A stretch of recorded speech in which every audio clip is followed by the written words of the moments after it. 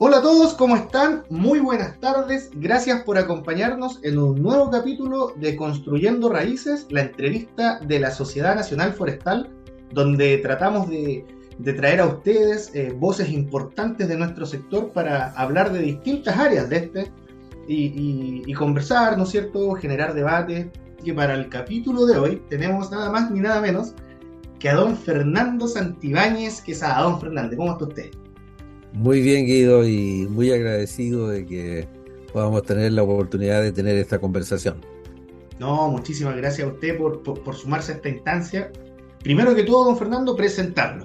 Don Fernando Santibáñez es ingeniero agrónomo de la Universidad de Chile, doctor ingeniero en la Universidad de París, Francia, donde luego también es doctor de Estado en Ingeniería, y hoy es profesor de la Universidad de Chile en el área de bioclimatología, donde es también director del Centro de Agricultura y Medio Ambiente de dicha universidad.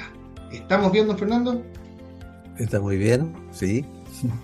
Perfecto. Oiga, don Fernando, para introducirnos en el tema, usted me enviaba unos textos que pudimos leer ahí con anterioridad, donde usted me hablaba, o sea, donde usted escribía este relato, ¿no? Del ser humano, del viaje que ha hecho sobre este mundo, y cómo esto hoy en día cuesta creer que después de haber estado tan conectado con la naturaleza, hoy se haya distanciado tanto de ella, ¿no? De su medio ambiente, y que hoy sea casi esclavo de cierta manera del mundo virtual que no lo deja ver este mundo real. Si nos puede contar un poquito ahí, porque usted nos dice que esto nos tiene que llevar a repensar paradigmas en los sectores productivos, ¿cierto? Claro, mira, la relación del ser humano con la naturaleza ha ido cambiando a lo largo de la historia. En un comienzo el ser humano vivía muy próximo de la naturaleza, ¿no es cierto? Vivía muy, su alimento tenía que procurárselo de su entorno, tenía que construir su casa en función de los materiales que encontraba en el entorno. eh, Caminaba, ¿no es cierto?, en búsqueda de frutos y materias primas que él necesitaba, en búsqueda del agua. Entonces estaba muy próximo a la naturaleza. A medida que la civilización fue progresando, el ser humano se fue aislando, alejando de la naturaleza. Hoy día más del 70% de las personas viven en ciudades. Y se supone que en este siglo vamos a terminar cercanos al 80% de los habitantes que van a estar viviendo en grandes urbes y donde se pierde prácticamente el contacto con la naturaleza.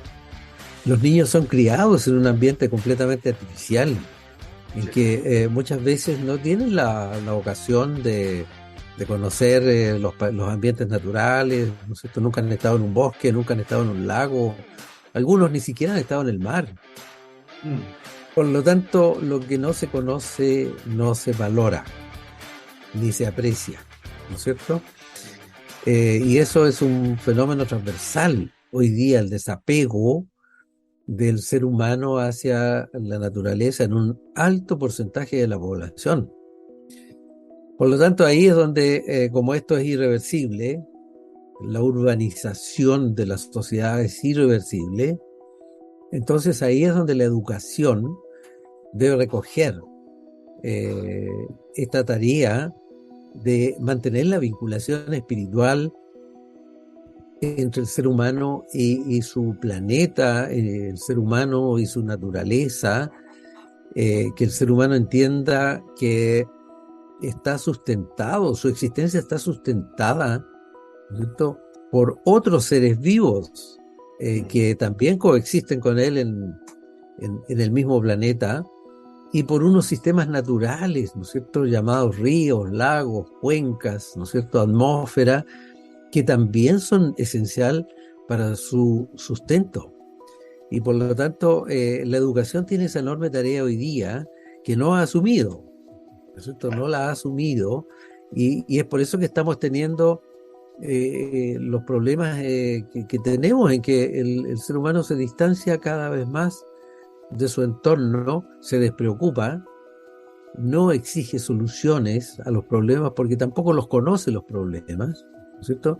Ni tampoco aprecia tanto la naturaleza. Él cree que él depende de los metros, de los automóviles, de los aviones, de los edificios. Él piensa que ese es su entorno. Hay que corregir esta distorsión. Exacto, es un tema de conocimiento fundamentalmente, al menos en una primera etapa, ¿no? Para que luego interese, como dice usted. Sin duda. Oiga, don Fernando, y esto me quedo con una palabra que usted indicaba, que este proceso de urbanización, ¿cierto?, es irreversible, dijo. Cuando hablamos de cambio climático o de las consecuencias que ha traído desapego hacia la naturaleza, son también irreversibles. Todo lo que hagamos a partir de hoy es paliativo, por así decirlo. Mira, desgraciadamente estamos en tiempos de cambios extremadamente profundos y acelerados. Muchos de esos cambios son para bien, ¿no es cierto? Muchos de los cambios tecnológicos, muchos de los cambios sociales, culturales, ¿no es cierto? Las formas de organización del Estado son para bien, probablemente. Son una adecuación necesaria. Pero los cambios que estamos provocando en nuestro entorno, de forma alguna son para bien. Y es más, no son reversibles. De eso tenemos que estar conscientes. Cuando se derriten los glaciares, se derriten para siempre. No vamos a ver los glaciares de nuevo. ¿No es cierto? Un glaciar, para que lo tengamos presente, le toma entre 5.000 y 10.000 años reconstituirse.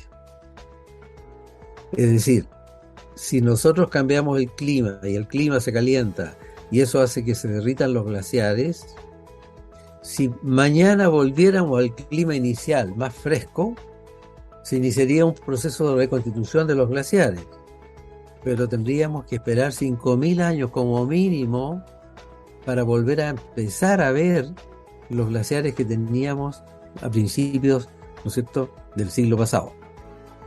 Cuando una especie desaparece para siempre. Esa sí que no sacamos nada con esperar. Una especie se extingue y desaparece para siempre, ¿no es cierto? De modo que son cambios muy profundos que estamos provocando en la naturaleza, y tan irreversibles en algunos casos, que debiéramos meditar un poco mejor si vamos por la senda adecuada. Las cicatrices que van a quedar de esta etapa de cambio climático, que se estima va a durar alrededor de 150 a 200 años, más o menos.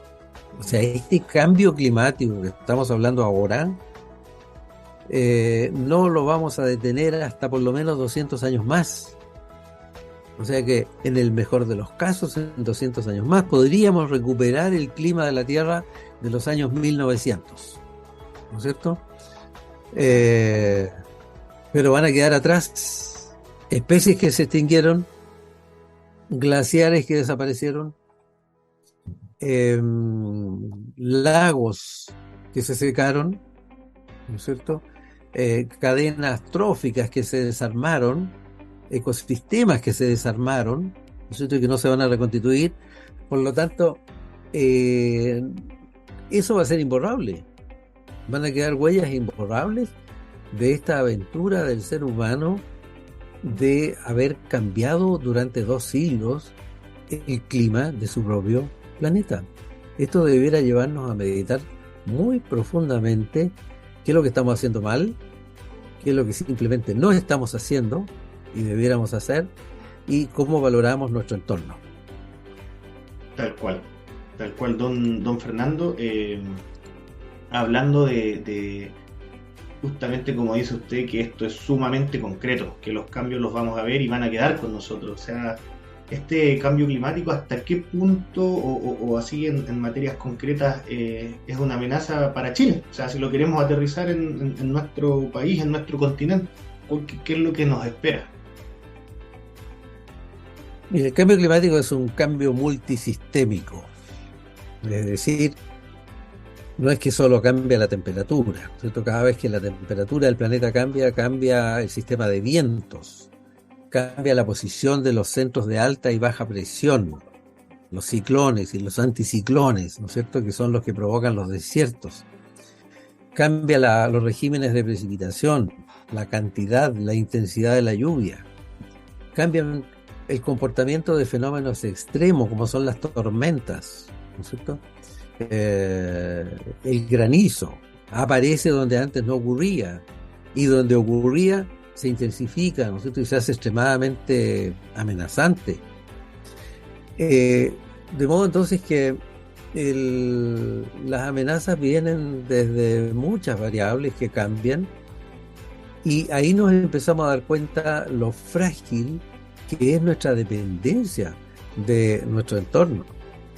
Porque para que tú tengas en cuenta, si sube en 1 grado la temperatura del planeta, nuestras plantas cultivadas, que son las que nos alimentan, pueden ver una caída de rendimiento del orden de hasta el 20%. O sea, en el mundo se puede producir 20% menos de alimento cuando solo ha subido en 1 grado la temperatura. En este siglo se espera que suban 2 o 3 grados la temperatura. Por lo tanto, podríamos probablemente ver que muchas especies, ya sea cultivadas, son las más sensibles de todas, ¿no es cierto?, porque las especies cultivadas son muy artificiales, muchas de ellas han sido genéticamente mejoradas y por lo tanto son seres medio artificiales y por lo tanto muy débiles, no están preparados para enfrentar un ambiente hostil. Podrían ver dramáticamente reducidos sus rendimientos, ¿ya? En lo que son las especies nativas, ¿no es cierto? Nuestro bosque nativo, por ejemplo, o el bosque mundial, el bosque amazónico, ¿no es cierto?, el bosque del norte de Asia, del norte de América, de África, podría también sufrir los embates de un clima diferente para el cual no van a tener tiempo de adaptarse. La adaptación de una especie arbórea le toma del orden para que comiencen recién a aparecer algunos signos de adaptación, le toma 500 años, ¿no es cierto? 500 a 1000 años, dependiendo de la longitud del ciclo de vida, ¿no es cierto?, de la especie.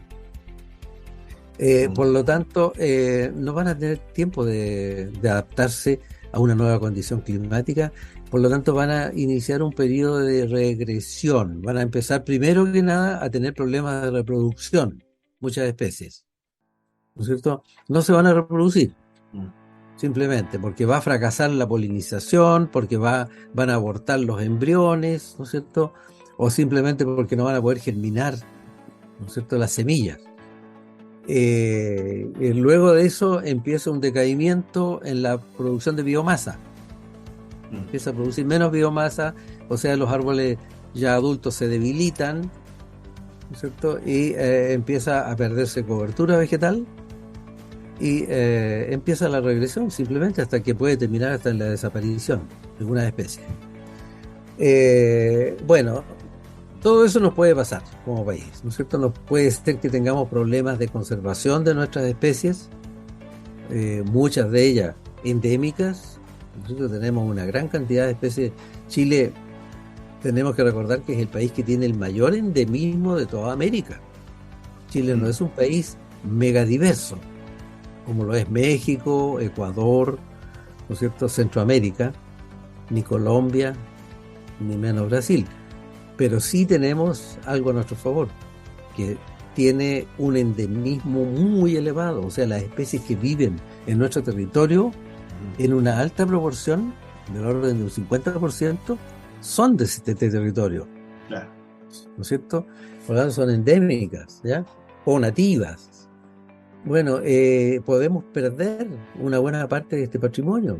Además, estamos en un continente en el cual que se ha conservado de peor manera la biodiversidad, según el reciente informe de Naciones Unidas, ¿no es cierto? Incluso ha bajado mucho más que en África, en América Latina.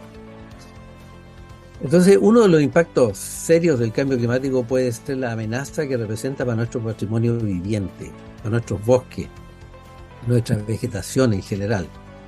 La otra fuerte amenaza es para nuestra alimentación, para la agricultura. El cambio climático en Chile nos va a pegar muy fuerte por el lado de grandes extremos climáticos como se están viendo en otras partes del mundo. Perfecto. O sea, esas ondas de calor que hemos visto en Europa y que son recién el comienzo, probablemente en Chile no las vamos a tener de la misma intensidad, porque tenemos el Océano Pacífico que se encarga de regular nuestros climas, ¿ya? De atenuar esos cambios. No vamos a tener huracanes, ¿no es cierto? Ni grandes inundaciones tampoco, pero nosotros tenemos una gran debilidad que es la disminución de las precipitaciones, y ese es nuestro talón de Aquiles. Si las precipitaciones siguen disminuyendo a la tendencia que han venido, vamos a tener serios problemas para nuestra silvoagricultura, porque incorporo acá a los árboles. Claro, claro. Los árboles no los regamos, ¿no es cierto? Por lo tanto, están a expensas de la lluvia. Y si la precipitación cae en un 30% en este siglo, no van a poder seguir teniendo la misma productividad los bosques, ¿no es cierto? Me refiero al bosque plantado. Lo cual también tiene que hacernos repensar una estrategia de qué vamos a hacer con nuestra capacidad de producir madera, fibra, ¿no? No solo alimentos están en juego, ¿ya? De modo que todo esto puede tener, si quieres agregarle un componente más, unas consecuencias sociales muy importantes, por cuanto a los grandes productores agrícolas esto les va a pegar, pero tienen las herramientas para adaptarse a una nueva condición. Simplemente se desplazan, ¿no es cierto? Pueden ir a producir a otra parte. Y eso está pasando hoy día, ¿eh? Hoy día, por ejemplo, hay viñas que ya se están yendo para el sur. Hay producción frutícola que se está yendo para el sur. La producción forestal probablemente también va a migrar un poco hacia el sur. Pero ¿y qué pasa con el pequeño productor? El pequeño productor no tiene esa posibilidad, no tiene la movilidad, va a tener que absorber todos los impactos en el lugar donde esté y como pueda. Por lo tanto, esto puede también tener una consecuencia social bastante trascendente. Y eso ya lo hemos visto, esto no es ciencia ficción. Claro. Eso ya lo vimos, ya pasó en Coquimbo, ¿no es cierto? Con las comunidades agrícolas que han sufrido fuerte embate y se han despoblado. Ya pasó con los productores trigueros hace más tiempo todavía, de Coquimbo. Nosotros abastecíamos de grano a California y gran parte de ese trigo venía de la costa de Coquimbo, porque en esa época se podía cultivar trigo de secano en Coquimbo, ¿no es cierto? En el siglo, estoy hablando del siglo, fin del siglo XIX, siglo XX. Bueno, hoy día ya no, ya migraron los pequeños productores que ahí vivían produciendo trigo, ¿ya? Entonces, esto es multisistémico y merece bien que el país repiense una estrategia eficaz de adaptación a esta condición, porque es suficientemente amenazante. Precisamente de las estrategias, don Fernando, ¿usted cómo ve, cómo evalúa, si usted quiere, los esfuerzos, los planes, las estrategias internacionales primero y lo que el país pueda o esté haciendo al respecto también?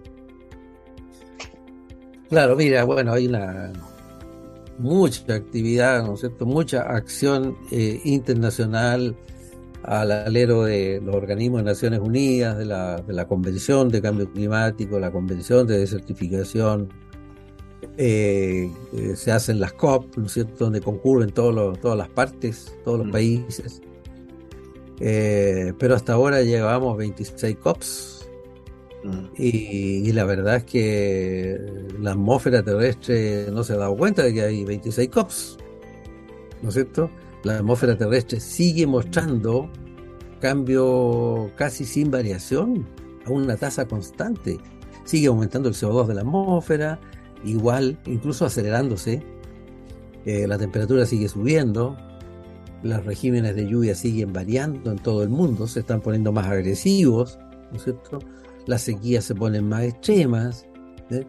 De manera entonces que al parecer los datos dicen, si uno lo mira con criterio científico esto, dicen que está siendo altamente ineficaz la acción internacional. No estamos siendo capaces de convencer desde el mundo académico al mundo político de que esto hay que tomarlo más en serio y que hay que ser más ambiciosos en la reducción de emisiones o en los programas de captura, ¿no es cierto? La NDC de todos los países tuvieron que preparar, ¿no es cierto? Que son las contribuciones nacionales determinadas, donde cada país se compromete, ¿no es cierto?, a reducir emisiones. Muchas de ellas son simple cosmética y todos lo sabemos, Claro. ¿ya? No son acciones reales, ¿ya? Por lo tanto nos estamos engañando a nosotros mismos con todo esto. En Chile tenemos la Estrategia Nacional de Cambio Climático, que es bastante completa, ¿ya? Habría que revisar si realmente está haciendo todo lo eficaz o si hay que acelerarla o hay que reforzarla. No tengo yo hoy día las cifras que digan si la estrategia, como es más reciente que la preocupación internacional, ¿no es cierto? Claro. La Convención de Cambio Climático se inició en los años 92. O sea, ya podemos juzgar si ha sido eficaz o no. Cierta medición, claro. Claro, la Estrategia Nacional de Cambio Climático es mucho más reciente, ¿no es cierto? La Ley de Cambio Climático, esto también es algo muy reciente. Así que todavía en Chile no sabemos, no tenemos los elementos para hacer un juicio, pero creo que bien vale la pena gastar tiempo en analizar si como país vamos caminando al ritmo que necesitamos ir. Yo tengo la sensación, no creo que seamos una excepción en el mundo. Claro. Yo tengo la sensación que no vamos al ritmo que tenemos que ir. Para los compromisos que también se asumen, ¿no? Las metas que se pone. Claro, las metas que se ponen y la importancia que se le da a la protección de los bosques, por ejemplo, ¿ya? A los programas de reforestación que son bastante ambiciosos, ¿no es cierto? Pero que están desfinanciados. Justamente a ese respecto, don Fernando, si usted pudiese incluso antes hablarnos, que por supuesto a nosotros nos interesa mucho eso del rol de los bosques, el aporte que pueden ser en estas estrategias, digamos. Bueno, nuevamente cuando hablamos del rol de los bosques, ¿no es cierto? Los bosques son la expresión probablemente más sublime de la evolución vegetal, ¿no es cierto? Los organismos más complejos que podemos encontrar en el mundo vegetal son los árboles, lejos. Están al final de la cadena evolutiva en el mundo vegetal. Por lo tanto, deberíamos mirarlos con mucha atención y con mucho respeto. Crear un árbol a la naturaleza le costó millones de años. Millones. ¿Ya? Y son entidades que coexisten con la naturaleza por siglos. Tienen ciclos de vida, ¿no es cierto?, extremadamente largos. Por lo tanto, juegan un rol mucho más allá de lo que juega un rol cualquier otro tipo de vegetación más fugaz, ¿ya? Son un stock de carbono muy significativo. Hay casi tanto carbono en las masas forestales del mundo como el carbono total que hay en toda la atmósfera. O sea, eso quiere decir que si quemamos todos los bosques del mundo, duplicamos el carbono de la atmósfera, ¿ya? Pero también quiere decir que ampliando las masas forestales, ¿no es cierto?, del mundo, podríamos recapturar una proporción significativa del CO2 que está en exceso en la atmósfera. De manera entonces que es uno de los pocos instrumentos que tenemos costo efectivos para recapturar los 200 años de emisiones de CO2 que tenemos desde la revolución industrial hasta ahora. No tenemos muchas herramientas. Una son los bosques, otro se habla del mejor manejo de los suelos, porque los suelos también recapturan, pero es mucho más complejo, ¿no es cierto? Manejar los suelos implica una acción de capacitación de agricultores de distintas culturas, distintas latitudes, distintos climas, y eso es muy difícil, ¿ya? Y no hay métodos de control muy eficaces tampoco, de seguimiento, ¿ya? Por lo tanto, la herramienta más eficaz que tenemos es la de las masas arbóreas, que sí son un gran reservorio de carbono. Pero yo siento que no estamos tan preocupados de esto, ¿ya? Hoy día se habla de tecnologías artificiales para recapturar el carbono, Claro. de hacerlo precipitar, absorber aire y hacerlo, convertirlo, ¿no es cierto?, en carbonatos, ya, en carbonatos, y hacerlo precipitar emulando a lo que hace el mar.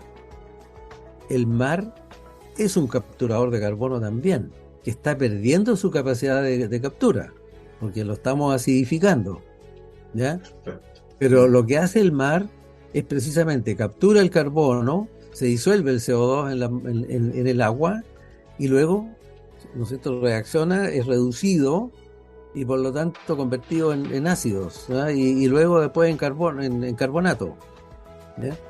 Por lo tanto, eso mismo se ha pensado, ¿por qué no lo emulamos con una máquina que haga ese proceso? ¿No es cierto? Toma el carbono del aire y lo convierte en carbonatos, ¿ya? Pero hoy día eso es caro, habría que hacerlo a gran escala, sería muy oneroso para la humanidad pensar en una cosa así. O sea, seguimos viendo que nuestros únicos y nobles aliados son los árboles para una política, digamos, generalizada de captura, Claro. ¿ya?, de carbono. Y eso pareciese no dimensionarse, ¿no? A veces, al menos en nuestro país, me refiero a las políticas gubernamentales, incluso, y no quiero hablar de ningún gobierno en específico, sino que históricamente, digamos, pareciese no dimensionarse la importancia y la necesidad de reforestar. No, no se dimensiona, no, yo creo que hay mucho desconocimiento. A mí me preocupa el desconocimiento a nivel de los actores que realmente toman decisiones, ¿ya? Nuevamente estamos frente al problema. No se valora lo que no se conoce. Por lo tanto, muchos funcionarios, ¿no es cierto?, que tienen a cargo recursos del Estado o toman decisiones todos los días o administran los instrumentos de fomento, ¿no es cierto?, de los que dispone el Estado, no le dan el peso que esto tendría como herramienta, ¿no es cierto?, de lucha. Ahora, para nosotros como país, absorber carbono no nos es tan importante porque somos un país pequeño. O sea, nosotros no vamos a solucionar el problema del mundo, Claro. ¿no es cierto?, capturando carbono de la atmósfera, ¿ya?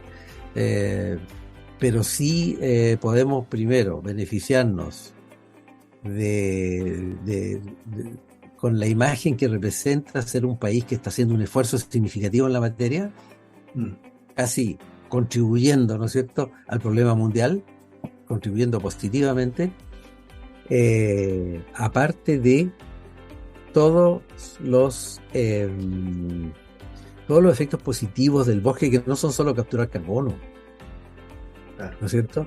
El bosque tiene una serie de servicios ecosistémicos que pasan inadvertidos muchas veces, pero la regulación climática, es decir, está absolutamente estudiado, ¿no es cierto? Donde no hay bosque, comparado con donde hay bosque, las temperaturas pueden subir hasta en 3 grados, 4 grados, si sacamos el bosque, ¿no es cierto? Sería largo explicarlo, pero es que el bosque convierte la energía solar no en calor, sino que la usa para otra cosa, la usa para evaporar agua, y esa agua se va a 2.000, 3.000, 4.000 metros de altura y va a liberar el calor allá arriba. Entonces no se calienta la superficie. En cambio, donde no hay, toda la energía solar se convierte en calor inmediatamente en la superficie de la Tierra y eleva la temperatura. Ni hablar de otra función más noble todavía y más importante, que es la de servir de nichos ecológicos. Estamos perdiendo biodiversidad animal, y no solo animal, vegetal, mamíferos, aves, reptiles, ¿no es cierto? Y que el bosque es su único albergue. Por lo tanto, una forma de garantizar el mantener el patrimonio viviente con las largas cadenas vivientes, ¿ya? Y de las cuales dependemos por lo demás. Dependemos de muchos insectos, no solo de las abejas, ¿eh? Hay muchos otros insectos que también tienen efectos benéficos en la naturaleza. Si no hay árboles, no hay insectos, no hay abejas, ¿no es cierto? No hay, ¿ya? Entonces empezamos a vivir en un desierto. Y todos sabemos lo que significa vivir en un desierto. Significa vivir sin recursos. En un desierto no hay recursos. Entonces tenemos que cuidarnos de no convertir la tierra en un desierto.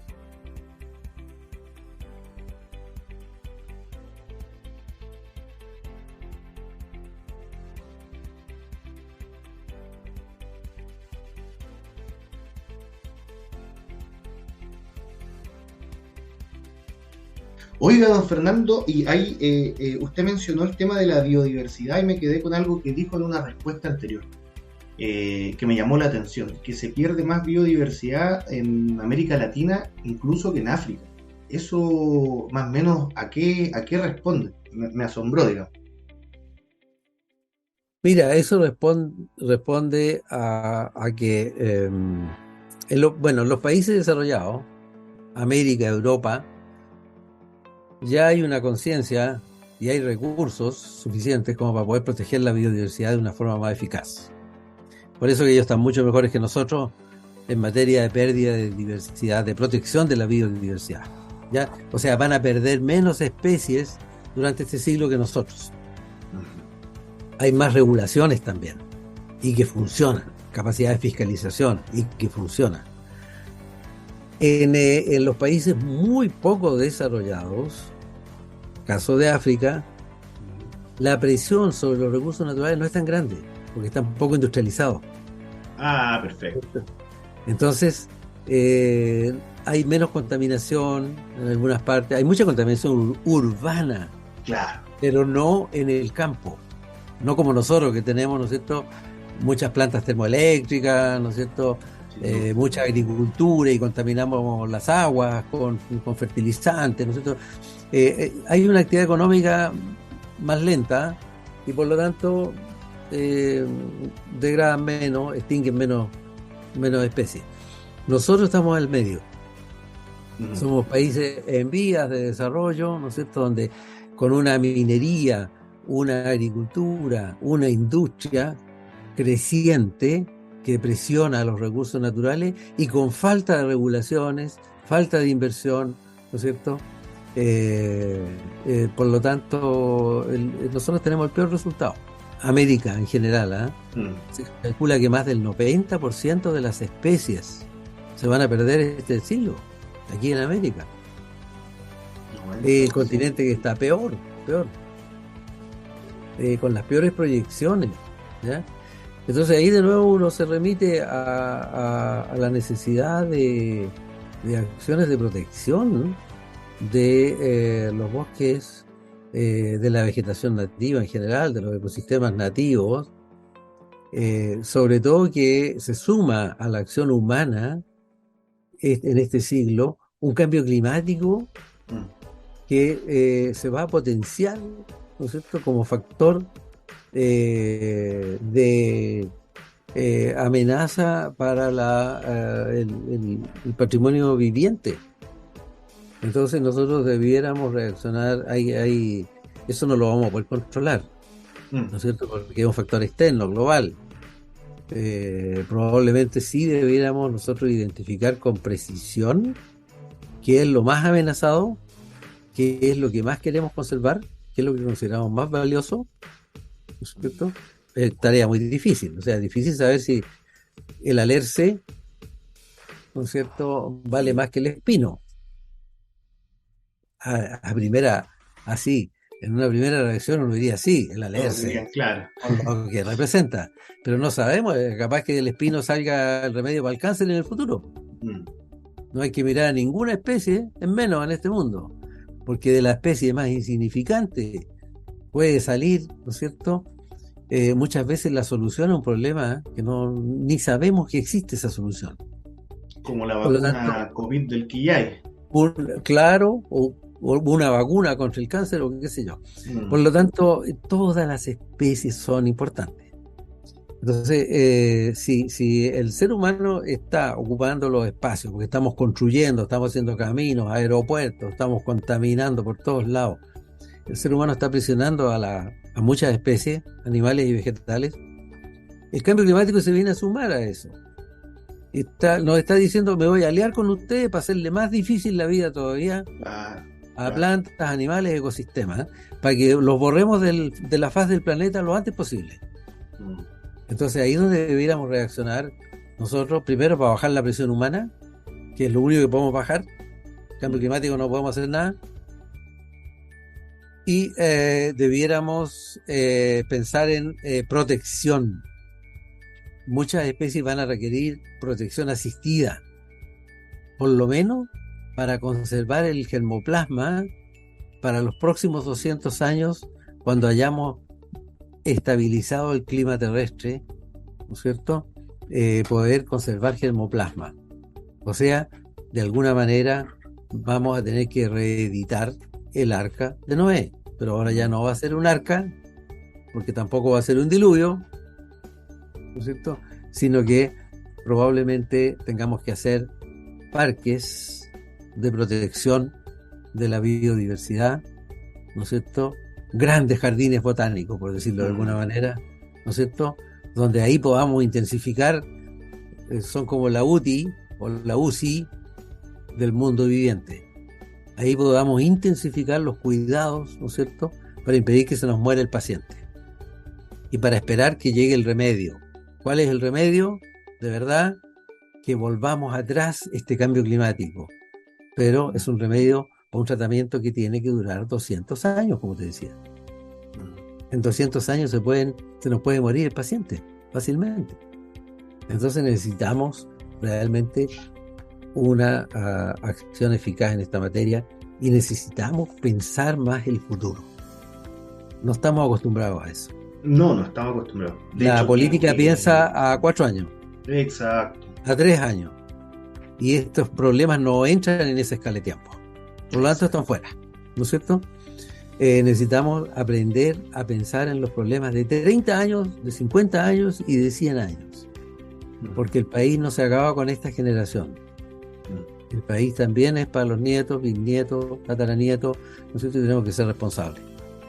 Pero eso vamos a tener que aprenderlo porque hoy día no lo hacemos. No lo sabemos. Qué increíble pensar un mundo, don Fernando, donde esté en tela de peligro la seguridad alimentaria, donde existan estos parques que nos van a obligar a conservar ciertas especies para que no... es una película. O sea, realmente es una película. Así es.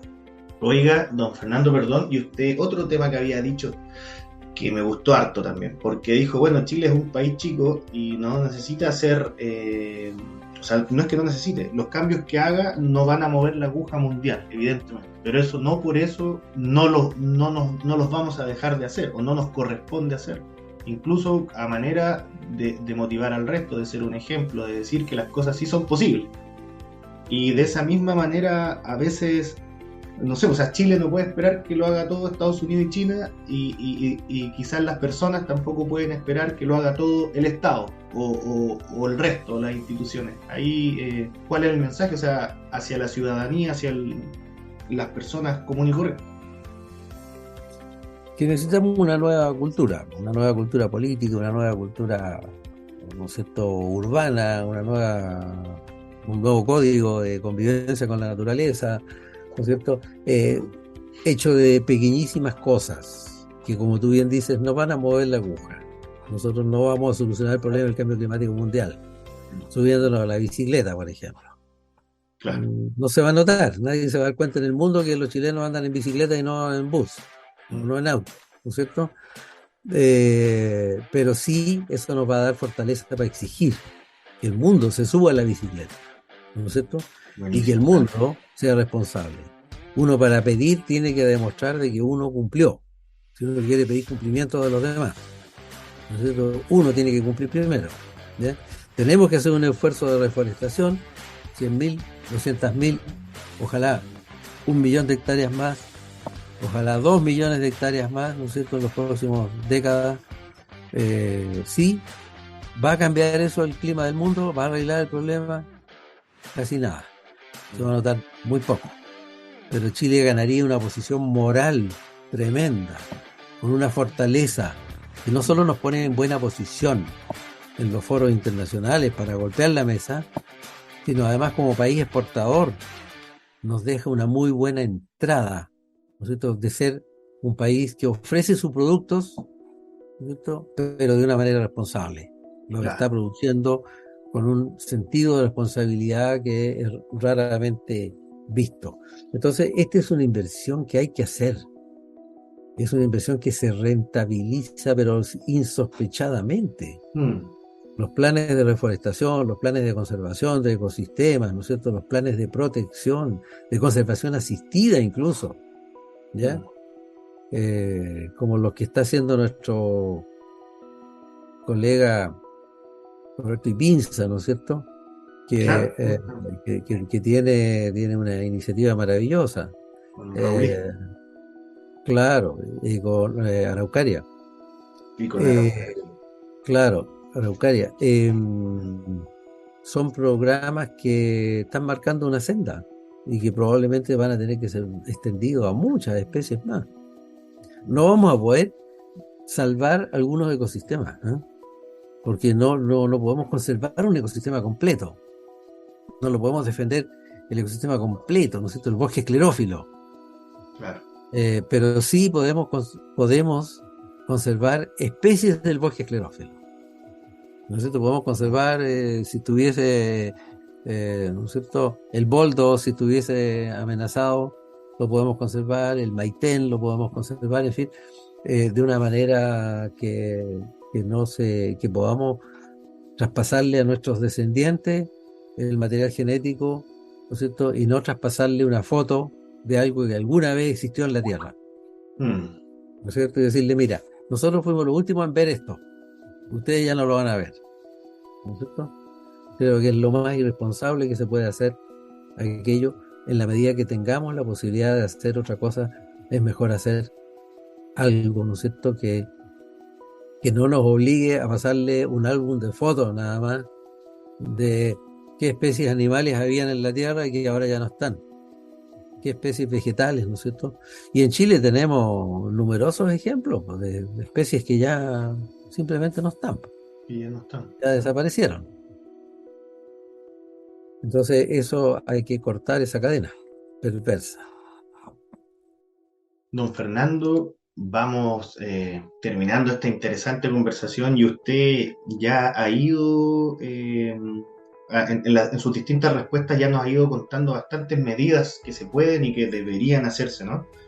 Pero pensando en Chile, en nuestro país, ¿cómo Chile debería enfrentar los próximos años, la próxima década, si usted quiere, los próximos 50, el próximo año mismo? O sea, ¿qué es lo urgente? ¿Qué es lo que debería hacer Chile? Ya nos ha ido esbozando, dijo usted, fiscalización, que acá al parecer no rinde, protección, selección de especies, etcétera.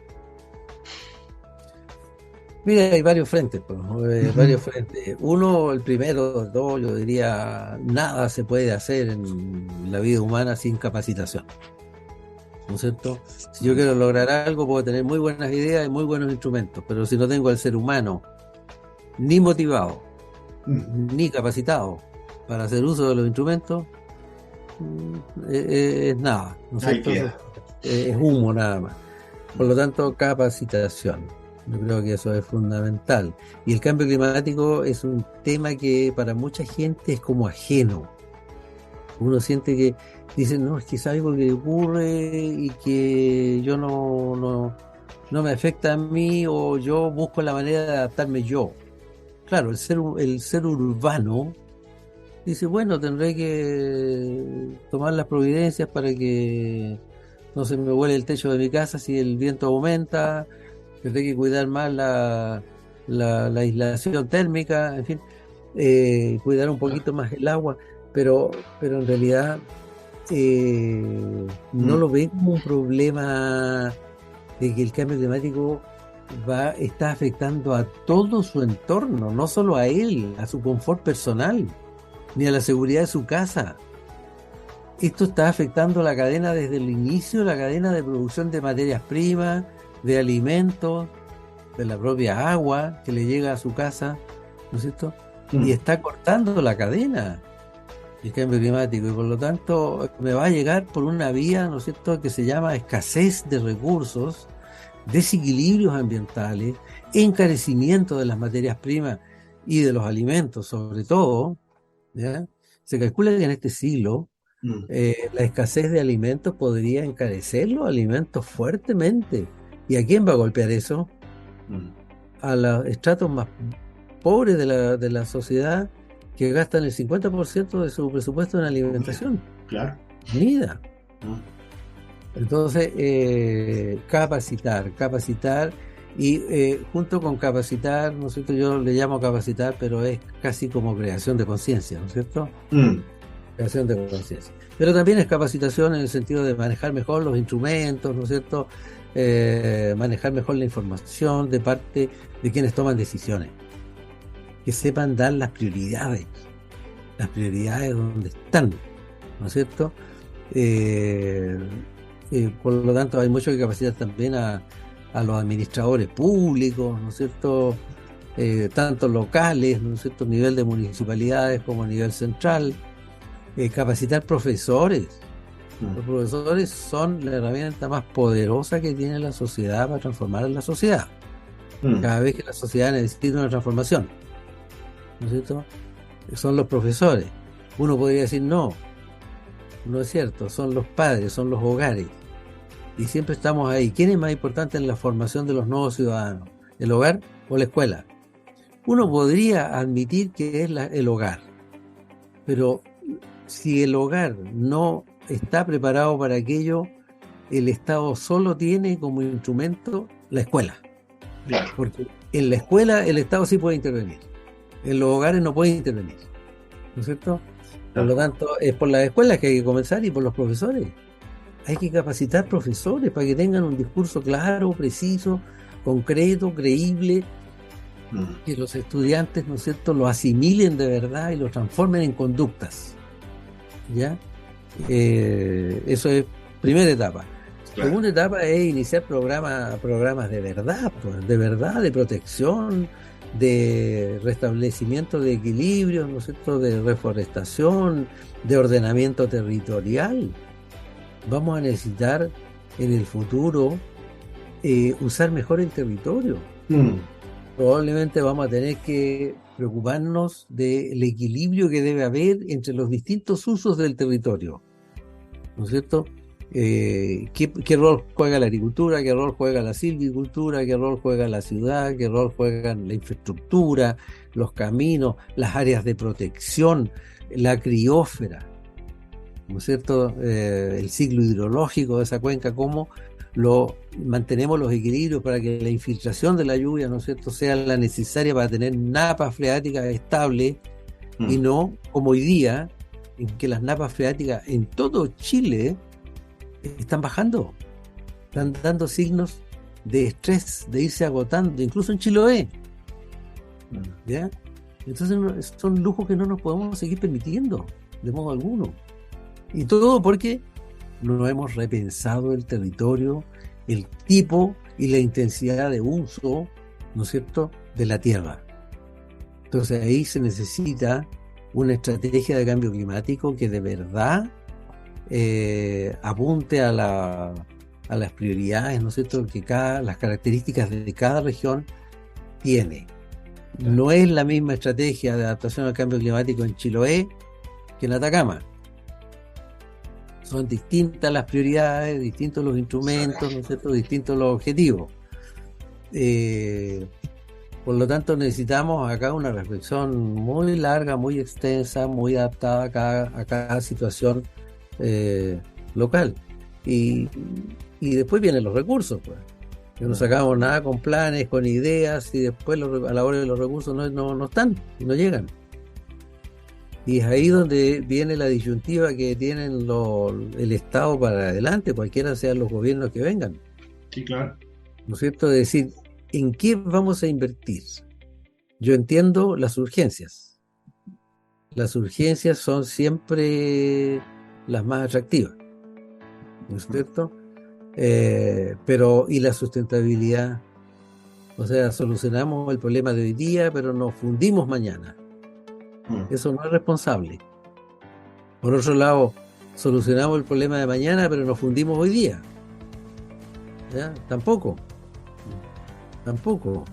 Entonces, ¿dónde está el justo equilibrio político más allá de la controversia? Porque ahí es donde nos topamos con el otro problema que tenemos, que necesitamos políticos de buen nivel. Sobre estas cosas no pueden haber diferencias de color político. Claro. No pueden haber derechas e izquierdas. Estamos hablando de la sustentabilidad de la humanidad. La sustentabilidad de la humanidad no tiene, o del país en este caso, ¿no es cierto? Eso no tiene color político, ahí se tiene que imponer la razón, ¿no es cierto? Los fundamentos de las cosas, ¿ya? Puede que en la contingencia chica, ¿no es cierto?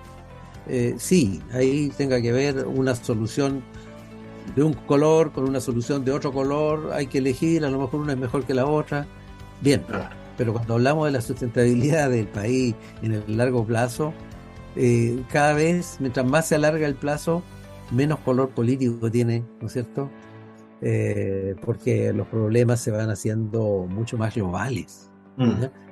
Entonces, bueno, esa es la gran tarea que tenemos por delante. Qué difícil, un problema global que requiere también, como decía usted, soluciones diferenciadas por territorio. En Chile es un país que es tan distinto territorialmente y donde generalmente la política pública es exactamente la misma. Y no sé. Así es. Así es. Exactamente. No estamos a la altura. Nuestra capacidad de reflexión sobre todas estas cosas no está a la altura de la magnitud de los problemas que tenemos que enfrentar. Definitivamente no. Entonces, ¿qué estamos esperando? Que la crisis se instale. Si tú calculas las proyecciones que trae la precipitación, ¿ya? Si tú proyectas metes en Excel la precipitación, cómo ha venido variando, por ejemplo, en la cuenca del Maipo, cómo ha venido variando en los últimos 100 años, vamos en este punto. Si tú proyectas esa misma tendencia, lo cual no tiene por qué ser un disparate, ¿no? ¿Por qué uno va a pensar que en el futuro no va a pasar lo que ha pasado en los últimos 100 años? ¿Ya? Si tú la proyectas, es preocupante el escenario. Claro, no puede proyectar muy lejos uno porque uno no sabe qué cambios de contexto pueden haber físicos, ¿no es cierto?, en el planeta. Pero si uno proyecta a 30, 40 años, todavía los recursos hídricos se podrían hacer más escasos. A ver, estamos calculando qué haríamos en Santiago si la precipitación de la región metropolitana cayera en promedio anual a 150 milímetros o a 120 milímetros. No, pues nadie lo ha pensado eso. ¿Cómo vamos a seguirle dando agua a la agricultura, a la industria, a la minería y a la ciudad? ¿Te fijas? Entonces, falta algo que muchos países tienen regularmente, que se llama prospectiva.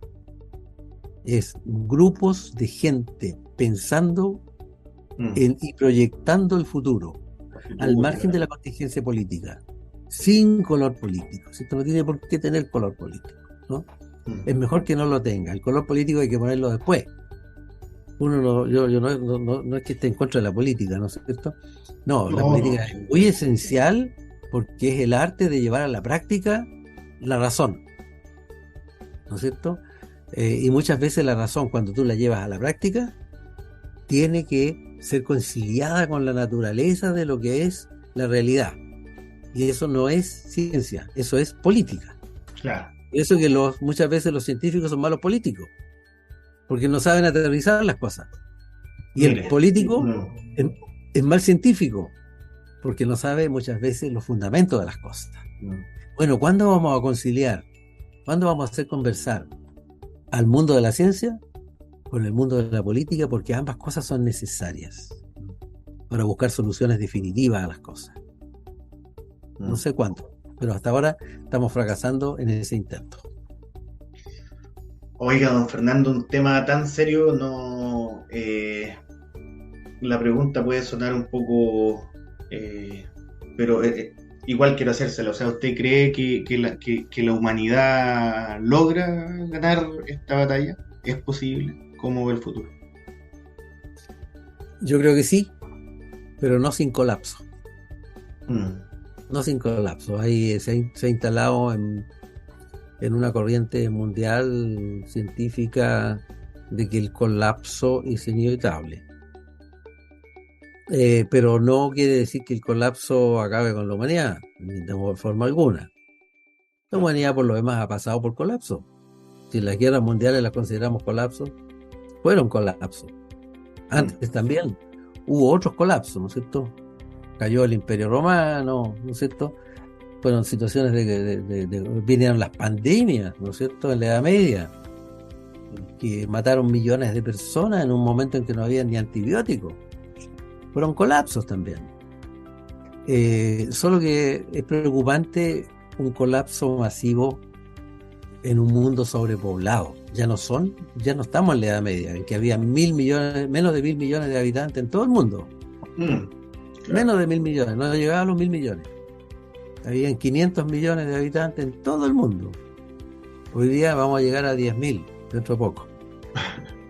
Entonces un colapso ahora, un colapso alimentario, que para muchos es muy verosímil, Mm, un colapso alimentario, ¿no es cierto? No, no mañana ni pasado. Necesitamos un par de décadas, 3 décadas, no sé. Todo depende de qué jugada nos tenga el cambio climático, mm. ¿ya? Si el cambio climático sigue las tendencias que ha traído, es casi seguro que vamos a tener un problema alimentario en 30 años. Nos va a costar mucho más generar los alimentos para 10.000 millones de habitantes. Y eso podría traer un serio colapso que se puede manifestar como una carencia alimentaria mundial, pero las carencias alimentarias tienden a producir fenómenos políticos, tienden a producir migraciones descontroladas, que es muy probable que ocurran. A lo mejor estas migraciones que tenemos ahora, que ya nos parecen preocupantes, en el futuro podrían ser masivas, ¿no es cierto? Pueden producir guerras. Han habido muchas guerras, ¿no es cierto?, que se han originado por situaciones de tensión social, eh, y pueden producir tensiones políticas internas en los países también, desestabilizar estados, ¿no? Mm. Entonces, qué forma podría tomar un colapso? Ya sería ciencia ficción, sería muy aventurado, Lo entiendo, lo pero que entiendo. sí, pero que sí podríamos estar enfrentando. No tenemos que alarmarnos, sería un colapso más dentro de la historia mundial, si no es el primero tampoco, Mm, capaz que tampoco sea el último, ¿no? sí. Pero es preocupante porque esta vez la micro va más llena, en la media la micro iba media vacía, Mm. entonces había más espacio para solucionar los problemas. Ahora Claro. tenemos menos espacio. ¿Mm? Conversamos esta tarde con don Fernando Santibáñez Quesada, ingeniero agrónomo de la Universidad de Chile, doctor ingeniero de la Universidad de París, dijimos, doctor de Estado en Ciencias también de la Universidad de París, profesor de la Universidad de Chile en el área de bioclimatología y director del Centro de Agricultura y Medio Ambiente de la mencionada universidad.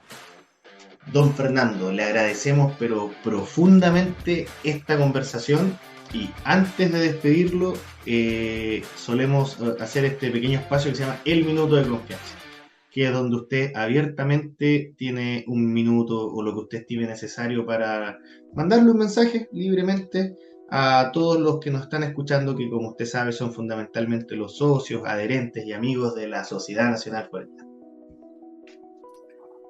Bueno,